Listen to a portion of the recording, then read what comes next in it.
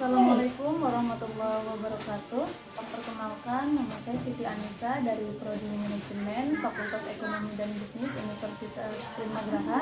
Nah, hari ini saya berada di lokasi usaha Golok Eyang Yani. Sebelum itu saya ucapkan terima kasih kepada Kak Yani selaku pemilik usaha Golok yang sudah memberi saya kesempatan langsung untuk mewawancarai usahanya.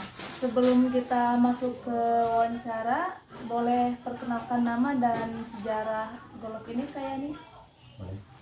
Izin memperkenalkan diri, nama saya Ahmad Yani selaku UMKM yang mempunyai brand Golok Eyang Yani. Nah, sejarah awal mulanya saya penjual itu terinovasi dari orang-orang. Dari awalnya itu ada yang mau betulin pekarang. Nah, dari situ saya muncullah ingin berjualan di dunia sosial media. Nah, dari situlah awal pertama saya berjualan di Golok Eyang Yani. Jadi usaha ini sudah berapa lama Kak Yani? Semenjak awal penjualan golok itu tahun 2019. 2019, berarti udah berjalan 6 tahun ya? Iya, betul. Apa sih jenis-jenis produk atau pisau yang paling banyak diproduksi di sini? Nah, untuk saat ini sekarang yang paling populer ya, untuk dari segi golok yaitu buat golok berkebun. Kayak misal contohnya dari golok bedol, golok sorenan sama golok gagak-blogan. Nah, untuk dari segi pisau itu yang paling populer ada dua. Buat pisau daging, identiknya dengan pisau dapur. Nah, yang kedua pisau sisir buat daging, buat dipakai di acara-acara terbesar hari Islam.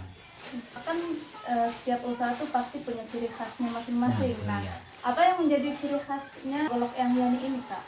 Kalau dari saya ciri khasnya itu dari ketajaman, bahan, sama di harga. Dari segi bahan itu kita menggunakan dari Golok Eyang Yani bahan baja Permobil yang udah terpopuler dari zaman dulu. Nah, yang kedua itu dari segi ketajamannya kuat buat nebang pohon seperti bambu, kayu, dan lain-lain. Jadi kalau untuk penjualan produknya nih, ini masih ada di Banten atau udah punya cabang lain di luar Jabodetabek gitu misalnya? Kalau untuk penjualan itu udah di seluruh Indonesia. Dari segi reseller ada juga ya penempatan dan juga sistem penjualan online. Oh, ada sistem penjualan online ya. Berarti produk Bapak Yani ini pernah diekspor gitu ke luar negeri? Alhamdulillah sudah termasuk hampir 11 negara. 11 negara. Boleh disebutin biar kita semua tahu nih. Ya, Bro. Awal pertama pengiriman ke luar negeri itu negara Malaysia, Belanda, Brunei, Amerika, Kamboja, Filipina, Kroasia, Swedia, sama Meksiko. Nah, kalau yang untuk tiganya saya lupa lagi. Oh, iya. Golok ini kan mau itu golok atau pisau itu kan benda tajam ya. Ya. Nah, ada nggak sih kendala kayak nih dalam pengirimannya ke luar negeri? Soalnya kan biasanya melewati bea cukai gitu kan, regulasinya atau perizinan atau biayanya. Kalau untuk kendalanya sekarang itu ke luar negeri dari segi biaya sih. Oh, dari Ya, segi dari biaya. segi biaya. Soalnya kalau untuk masalah pengiriman dalam segi untuk lolos atau tidak lolosnya, Golok yang ini udah terdaftar Oh, sudah di terdaftar. Kementerian UMKM, jadi udah termasuk segi UMKM penjualan. Oh, berarti udah punya izin ya? Iya. Udah punya izin resmi. Untuk pasar internasionalnya nih, jadi kayak nih ini menggunakan platform atau media apa? Misalkan kayak TikTok, Lazada, Shopee, menggunakan apa dalam penjualannya? Nah, kalau untuk penjualannya itu dalam segi dari YouTube sama Instagram ya. Yang lebih luas itu YouTube. Oh, yang lebih luas itu YouTube? Iya, soalnya koneksinya itu hampir seluruh dunia. Oh, jangkauannya. jadi kalau di TikTok kayak gitu, Shopee, Lazada. Kalau di TikTok itu terbatas hanya khusus wilayah Indonesia. Kalau untuk YouTube itu jangkauannya luas seluruh dunia.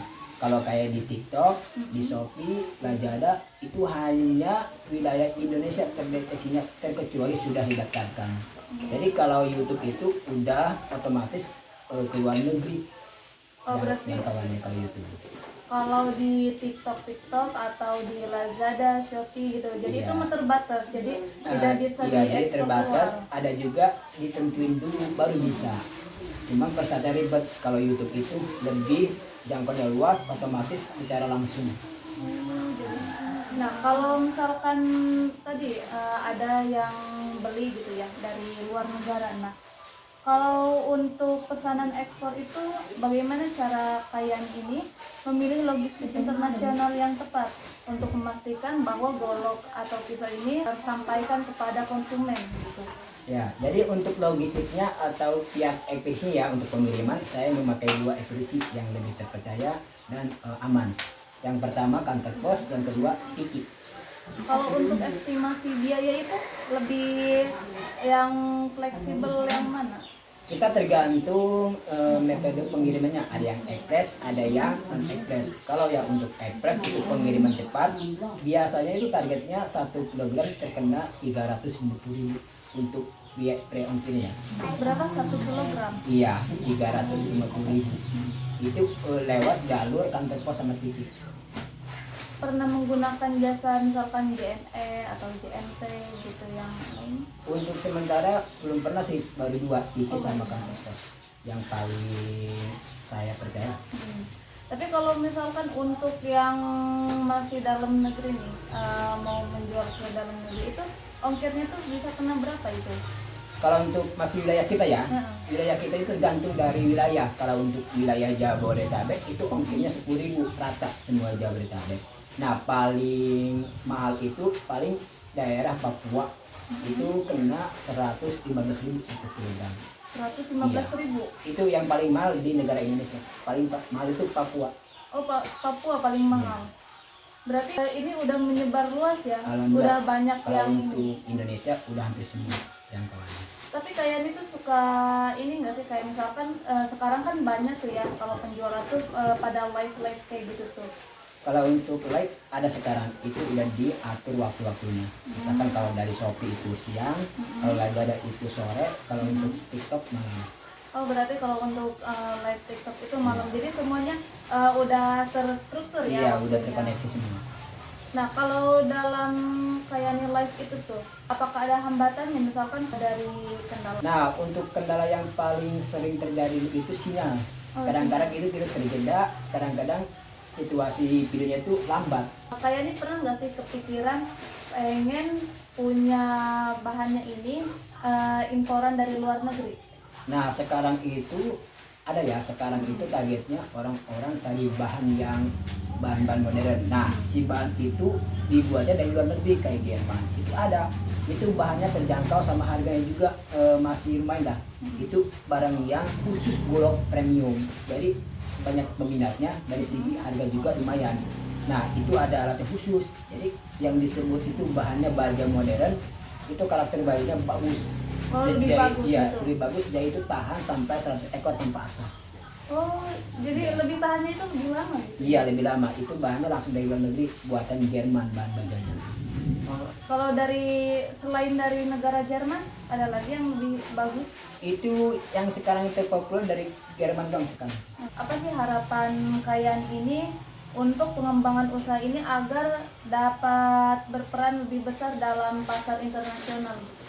Peran saya untuk kedepannya ingin memperluas jaringan pemasaran, pemasokan, sama lebih ke penjualan itu pengen dipermudah. Oh, pengen dipermudah. Jadi selama ini tuh banyak nggak sih kendala-kendala kayak ini dalam usaha golok ini? Kalau untuk segi permasalahan sih dari modal sih. Oh, dari modal. Iya. Kalau misalkan dari bahannya ini kayak nih, kalau misalkan ada penaikan bahan gitu tuh, apakah harga jualnya itu tetap sama atau dinaikkan juga?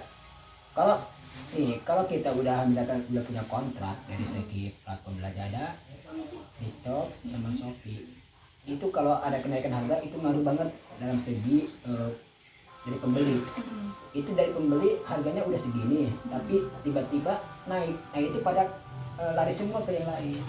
Oh, Jadi dari situ iya, ada berarti bedanya. pengaruhnya itu sangat besar ya? Iya betul.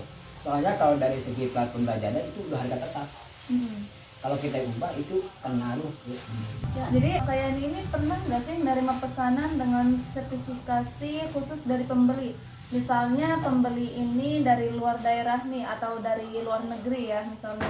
Mereka nih minta bahan atau bentuk atau ukuran tertentu tuh. Kayak misalkan pada request gitu tuh. Pernah nggak? pernah itu udah 3 kali. Nih kalau dari luar negeri itu dari Jepang itu meminta modelnya ukiran kujang itu dalam target hampir 50.000 piece. Hampir 50 Iya ribu permintaan piece. itu dari luar negeri ya. Nah untuk dalam negeri itu kita punya permintaan dari komunitas silat IPSI. Nah si bentuknya itu kolotnya kecil, dia tumpul, cuma mengkilau si bahan bilahnya itu ada target permintaan hampir 3.000 piece. 3.000 piece. Iya 3.000 piece. Oh, Itu untuk yang kalau kecilnya aja. Kalau yang untuk yang besarnya ada 10.000 piece lagi. oh iya, jadi kalau dalam negeri nih, menurut Yani pelanggan tuh lebih banyaknya beli produk yang mana? Yang misalkan yang pisaunya jenis apa atau yang golok tuh yang jenis apa gitu tuh? Untuk dalam negeri itu kebanyakan yang paling risk itu golok segi dalam berkebun kebanyakannya. Kalau dari luar negerinya? Kalau dari luar negeri itu kayak bermotif kayak selangkar, kopak dawing, dia itu lebih ke karakter nilainya ekostis dan ciri khas ada daya tariknya. Oh, Kayak ada ciri bisnis-bisnis khasnya gitu gitu ya. ya. Oh. Nah, kalau misalnya nih, kayak nih harus melakukan pengiriman logistik gitu atau logistik internasional misalkan nih. Bagaimana cara Kayani itu menentukan biaya kirim yang kompetitif dan mencari jasa pengirim yang lebih terpercaya? Nah, yang saya tuntun itu awalnya persetujuan dari pembeli ya. Nah, kita ada ikrar janji sama pembeli nih, Pak, ini mau gimana saya kirimnya, mau pilih yang mana dari segi ongkirnya. Nah, kita ada perjanjian dulu nih. Kita kasih dulu ada tiki, ada kantor pos. Nah, kita cek dulu dari kantor pos sama tiki. Nah, mana yang lebih efektif, mana yang lebih aman. Dari itu kita lihat, oh kalau kantor pos nih dari segi keamanan bagus lah, bisa lolos sampai tepat waktu. Nah, dari segi ongkir juga murah. Nah, sama tiki juga sama. Nah, sebenarnya ada 3, cuman yang lebih efektif itu ada 2, kantor pos sama tiki. Pernah nggak sih dari konsumen tuh ada misalkan kayak komplain ini barangnya ada yang cacat, mungkin dari sini tuh udah bagus ya udah fix, cuma biasanya kayak terjadi di pengiriman misalkan dari dusnya atau dari packagingnya itu ada yang rusak, nah itu misalkan ngaruh ke si produknya. Pernah nggak ada konsumen yang komen kayak gitu? Kalau untuk itu udah biasa ya, pernah sering. Oh, kejadian. sering. Nah dari sininya rapi, nah dari pas sampai rumahnya itu ada yang cacat. Itu sering kejadian dalam pengiriman. Soalnya kalau dalam pengiriman yang sering rutin itu yang pengiriman jauh. Tapi kalau untuk pengiriman ke luar negeri alhamdulillah belum pernah terjadi. Cuman yang sering itu dari dalam negeri kiriman yang jauh, misalkan Papua, Kalimantan, itu sering kejadiannya ketimpah barang di mobil paket yang besar-besar. Kalau misalkan nih pembeli ini dia nggak terima sama barangnya, dia retur, dia minta dikirim ulang sama yang baru, tapi dia nggak kasih uang lagi, soalnya kan dia udah beli nih. Jadi pas barangnya sampai cacat, nah dia minta ganti ke Kayani. Pernah nggak itu? Udah sering. Soalnya kalau kita berjualan di platform di Lazada, di Shopee, itu udah ada menu-menunya ditentuin. Jadi udah ada perjanjian. Kalau barang rusak itu bisa ditukar atau dikembalikan. Tergantung ada kesempatan dari pembeli sama penjual. Kan pastinya kalau kayak gitu tuh ada persyaratannya, si pembeli itu harus di video kan pas saat unboxingnya. Iya betul. Kalau misalkan si pembelinya itu dia cuma ngirim foto pas barangnya udah dia buka, apakah sama Kayani bakal dikirim ulang atau ada kebijakan tertentu? Nah kalau untuk masalah itu alhamdulillah ada kebijakan tertentu ya. Nah dari segi video saya tinjau dulu. Nah ketika si pembeli ini mau retur, itu saya cek dulu dari sayanya, dari segi platformnya juga ada. Nah kalau dari segi sayanya platformnya udah benar sih, dari video barang ini real nyata, sesuai dengan yang dia tukar mau retur, nah saya klik di retur kurang bisa pengambilan dana atau pengambilan barang bisa. Nah habis itu ditentuin sama pihak platformnya juga. Kalau udah disetujui otomatis bisa gitu. Berarti kalau ini bisa dikirim ulang Nah gitu? bisa ya. Di sini kan saya lihat nih banyak macam-macam goloknya ya di sini. Boleh diperkenalkan nggak dari semua golok yang terpapar di sini? Ini mungkin baru sebagian ya? Iya, Belum baru sebagian. semuanya terdisplay di sini. Dari yang pertama mungkin boleh. Nah kalau untuk yang pertama saya dulu ya. Nah kalau untuk yang ini biasanya lakunya buat para pecinta seni Oh, yang koleksi. Nah jadi dari segi ukirannya ini bagus, daya menarik buat dipajang, buat pentas-pentas. Nah ini kegunaannya bisa buat potong kayu, potong bambu, buat sembelih juga bisa ya. Nah ini juga kan bahannya terbuat dari bahan baja termobu ya. Ini awalnya masih bahan baja per, jadi kita buat segini tergantung dari permintaannya juga. Kalau yang ini biasa sebutnya golok ukiran. oh ini namanya golok Iya, ukiran. golok ukiran ini dari gagalnya ada ukiran harimau, tergantung permintaannya juga. Nah, ini untuk yang pertama ya. Nah kalau yang untuk kedua ini lebih keunggulan terpopuler nih, ini golok kebon. Oh ini yang lebih populer, Ya, lebih best seller gitu iya ya? best seller aja, ini lebih banyak peminatnya. Biasanya buat berkebun, jadi buat kerja. Ini yang paling populer di penjualan, bahkan paling nomor 1. Oh ini yang paling nomor 1.